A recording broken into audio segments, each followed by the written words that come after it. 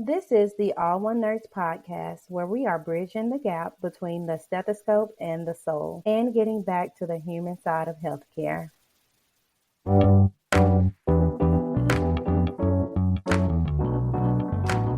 Powered by Riverside.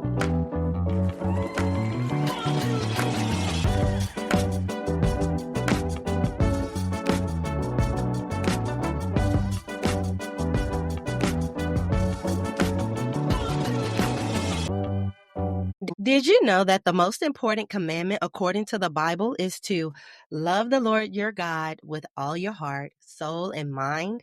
And Jesus also emphasized a second commandment that is equally important.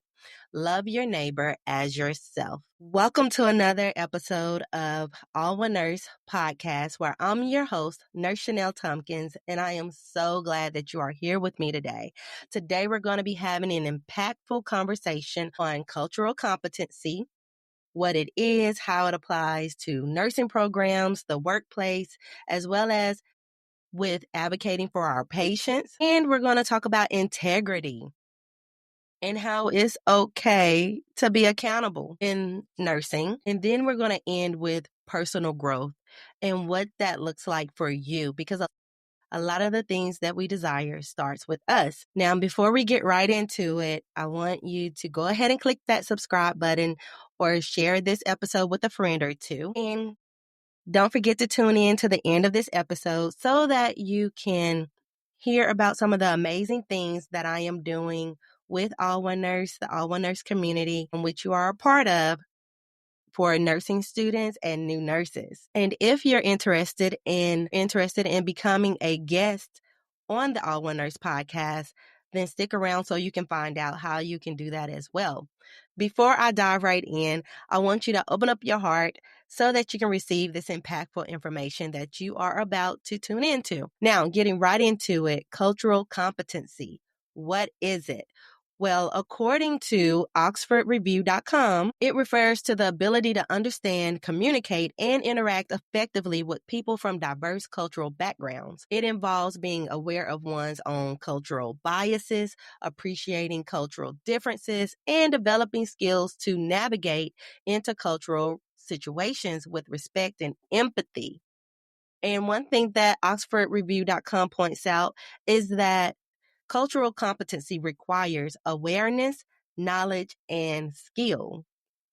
And the benefits of becoming culturally competent is better relationships. Now, when I think of a culture, I'm thinking about ethnic background. It could be a certain status in society. It could be just the different area that you are from, right? Just here in the United States alone, from the north to the south, the culture is different. From west side to east side, the culture is a little different. And so one thing that I believe that we can all do is have an open mind and be aware of the fact that we are not all the same, and it doesn't make me wrong or right, but that we are different, and that what makes us even more colorful. Now, when it comes to nursing programs, being culturally competent as an instructor for the short span of time that I was a clinical instructor, one thing I realized was, you have to be able to read your students, and your students have to learn you. Like, the learning goes both ways, but in order to understand a student and how they learn best is to actually create dialogue with them. Like, it's one thing that I want them to learn the content. It's one thing I want them to be successful, and they have to meet all these requirements for the program or whatever part of the curriculum that I am assisting with as the educator. But just really having that conversation with my student instead of assuming and coming from a non-judgmental and unbiased place. So instead of saying someone is lazy, instead of saying that they do not understand the material, they're not smart enough, maybe I need to create dialogue with them, have a conversation with that person to really get up under the table with that student to understand why this student not being as successful, or what makes this student very successful in the program, but their peers are not thriving as much. So you want to create that environment to where you have a relationship with your students have a relationship with you in the in that you're culturally aware, culturally competent enough amongst diverse students that you still create a positive environment for everyone. And then when it comes to working in healthcare, for me, nursing is my first real career. Before that, I worked in fast food. And then once I became a nurse or just going through the nursing program, being a person of color, it was only a handful of us in the program itself. And then getting out into the healthcare community, I had to, first of all, I had to learn how to be uncomfortable going into the nursing program. And so I continued to learn to be uncomfortable, but come in showing myself kind, showing myself friendly, and creating opportunities to get to know others instead of standing off or assuming that they did not like me because I did not look like them, but instead showing up with a smile, speaking, introducing myself, and going from there. A good example with physicians. I always tell interns or nursing students, speak, especially interns, because I feel like this is a good opportunity for them to interview the unit as well as the unit is interviewing them in so many ways. And so speak. I would always speak to providers because it was always difficult to communicate with a physician as a new nurse. Like, oh my God, I got to call the doctor. But I became more comfortable as I spoke to them. And I just said, hey, Dr. Jones, I'm Shenell. Or hey, Dr. Jones, how are you doing today? And went from there. So then I developed a relationship, even if it was only on speaking terms, the relationship was established. Like, I'm Shenell, I'm going to speak to you. And I left it at that. Interacting amongst my coworkers, I found that we're just not all the same. Being in the Mid-South, and I'm from Arkansas, I always say I am so country and I'm very hospitable. And I think that hospitality is just ingrained in me. I was just raised this way. I was raised to say, yes, ma'am, no, sir, yes, sir. And I can remember having a clinical student who didn't say yes, ma'am, or no, ma'am to me. And in my mind, I'm like, she is rude. But as I created dialogue with that clinical student, come to find out that person was not raised to say yes, ma'am, or no, ma'am. Yes, sir, no, sir. So they weren't being rude. It's just that they were not raised to say that. And that's okay. And one thing that I'm learning is that no matter where someone is from, no matter what someone looks like, we can all be aware of each other's differences. And that just takes some intentionality to be aware of someone else's differences. When it comes to patients, it is also vital to be culturally competent, especially when it comes to advocating for them in a way that we are supposed to, that in the way that we are expected to, according to the American Nurses Association Nursing Code of Ethics. And one thing I've seen time after time is that a patient comes in, they do not speak English, and the provider or the nurses, they go in and they speak slow and loudly to the patient. It doesn't matter how slow you speak, how loud you get, the patient does not understand English. Therefore, you have to make time and get an interpreter because the best care requires asking questions and doing a detailed assessment. So you have to ask questions and you have to look over your patient. Do an assessment, touch them, listen to them, use your stethoscope. And I'm going to say that one more time. Use your stethoscope. So my main takeaway with patients and being able to advocate for a patient and being culturally competent when it comes to your patients is to, again, ask questions, inquire about what it is that they are expecting, what do they prefer, and go from there when it comes to their diet, their treatment, because we want the best patient outcome, but we can't have the best patient outcome if we don't consider the patient. So yes, use your interpreter, your language lines, whatever it is that your organization may use. Now, jumping right into integrity, I've always heard of integrity as doing the right thing when no one is looking. And to add to that, it is also staying true to your values and being accountable for your actions. So I love the being accountable part of integrity. We always have to be aware because sometimes we could be raised on values that are not necessarily well intended.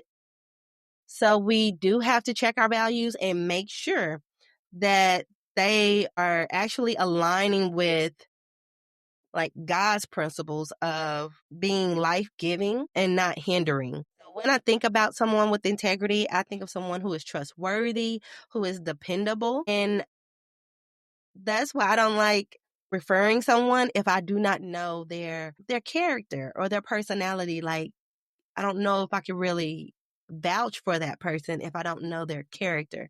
Like, are they going to be dependable before I refer them for a job or whatever the opportunity may be? And just going back to my episode with Dr. Farah Laurent, the nurse career coach, we talked about you being a brand.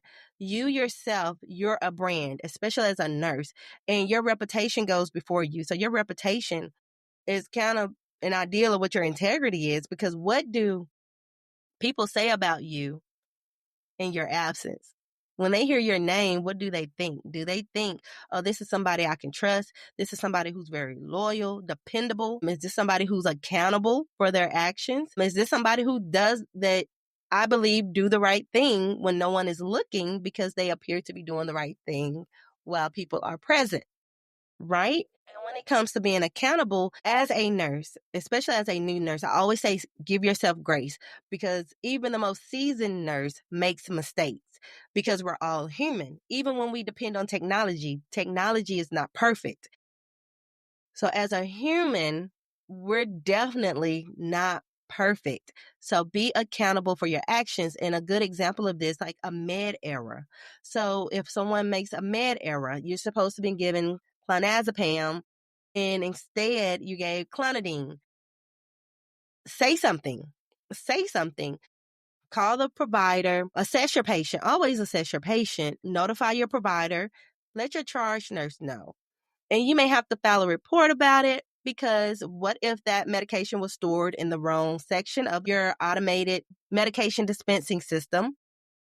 But either way, I've heard managers say time and time again, I'd rather for someone to tell me the truth, be honest about their mistake, than to not be honest, even though it's obvious that you're not being honest, because we understand that mistakes are going to be made. And how can your manager trust you to do the right things if you're not going to hold yourself accountable for your mistakes?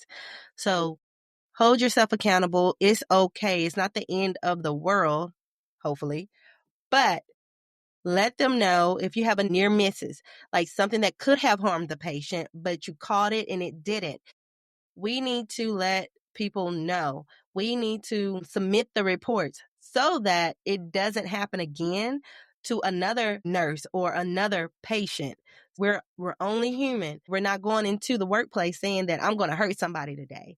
No, it's the unintentional harm that we want to prevent as well. So be a person of integrity. And last but not least, I want to encourage you to continue developing yourself personally. Continue to grow. Wake up with a heart of gratitude and go forth with an open mind.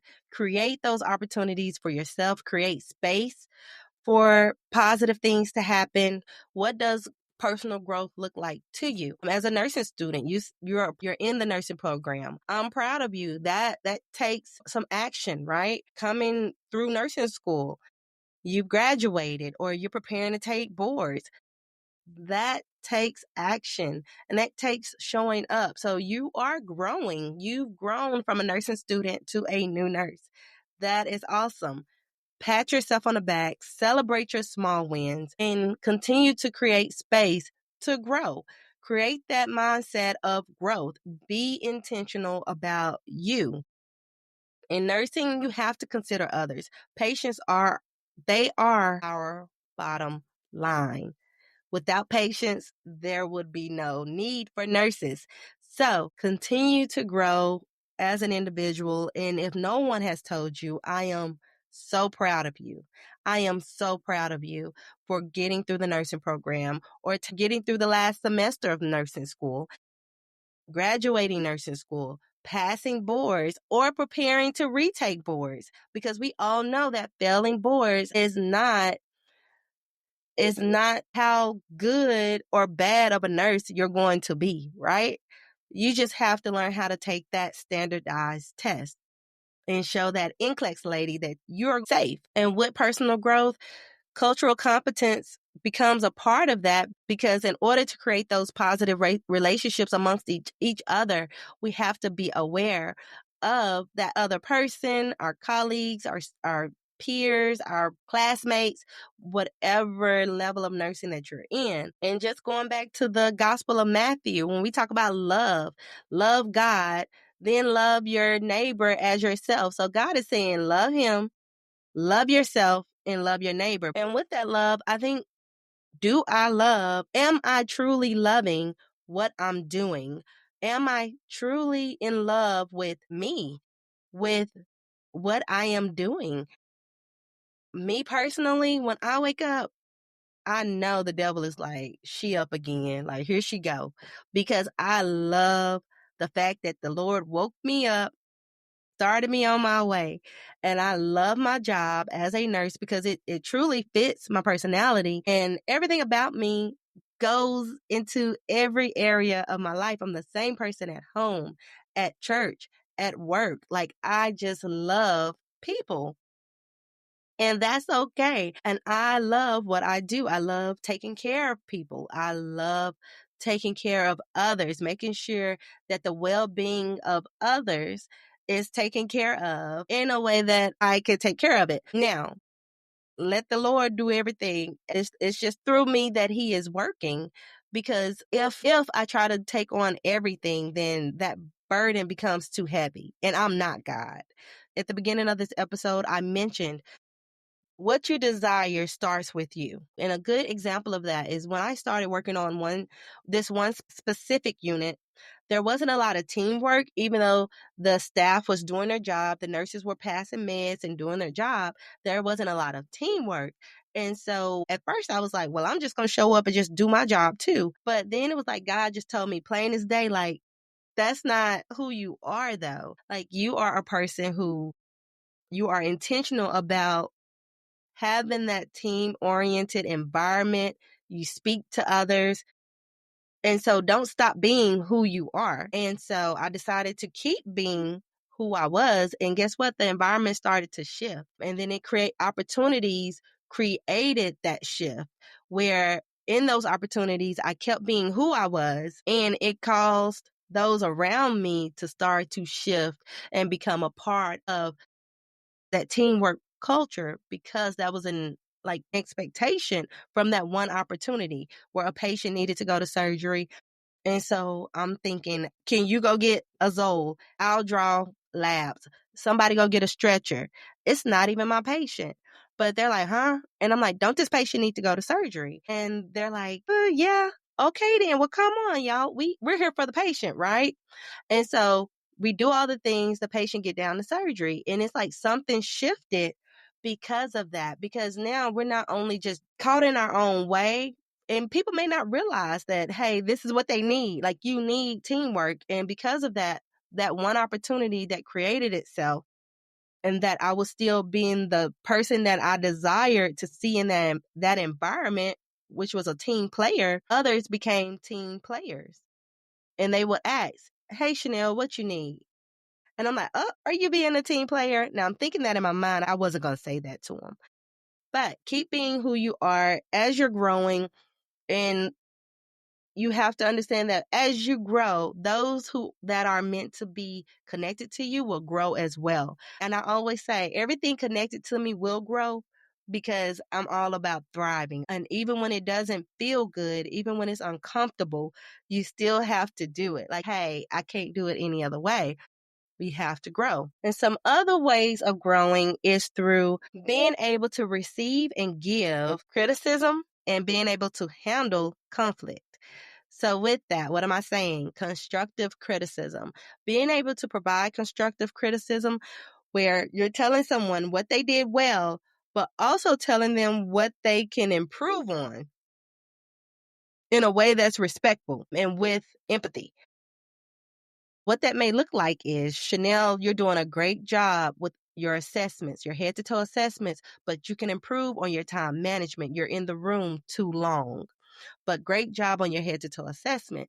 That's constructive criticism versus criticism. You just take it too long. And then with constructive conflict is going to happen. Like, we see conflict all the time. And sometimes if you're, for me, I've always been a passive person, but through my personal growth, I have learned that being passive does not help a situation, and it can also make a situation worse because you're not doing anything about it. Versus if you can address the conflict oftentimes from a constructive viewpoint, that means that you're addressing the conflict in a way that's meant to resolve into a positive outcome. And so this conflict usually involves a disagreement, but these disagreements or differing perspectives, they are managed in a way that fosters growth, innovation, and a stronger relationship instead of being destructive or divisive. It encourages open dialogue, creative thinking, and collaboration. And so, a good example of constructive conflict, I had a colleague approach me about how I said something to them in front of family and in a patient's room. And so when that colleague came to me, they said, Shenell, when you said this, it made me feel like this. And you might not have meant it, but I wanted to make sure I said something about it. And for me, I was like, I am so glad that you said something to me because I definitely did not mean it that way. And with that, I apologized because that was their perspective. We hugged it out and we are still cool to this day. Hope that was a good example. Now, wrapping up this episode, I hope that it blessed you in some form or fashion. And as promised, if you are a new nurse or nursing student, you are welcome to join me, Nurse Shenell, on my weekly meetups. Go to Patreon, look for All One Nurse, sign up as a free member, and the details are in the chat. And do we meet every week on Thursday nights at 8 p.m. Central Time.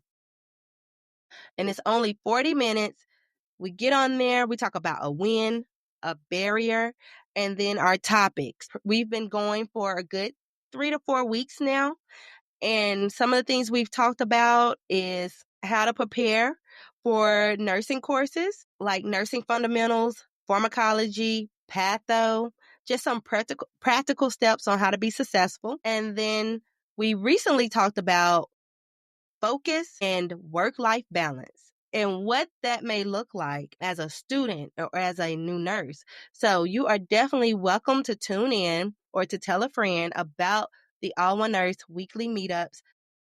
You can connect with me on social media on TikTok, YouTube, Facebook, Instagram through All One Nurse. Just go key in All One Nurse and you should find me on that platform. And another great resource is the nursing support page on Facebook. Nursing support, All One Nurse with Nurse Shenell. The notes from our weekly meetup is on the nurse support page on Facebook, as well as any helpful resources that I think will benefit my nursing students and my new nurses. Now, if you just want to be a part of the All One Nurse community and stay connected, you can go to allonenurse.com and subscribe to the newsletter. Now, I promise you, I'm not going to load your inbox with 1,000 things because I'm just one person in multiple places. I still have my 9 to 5, of course.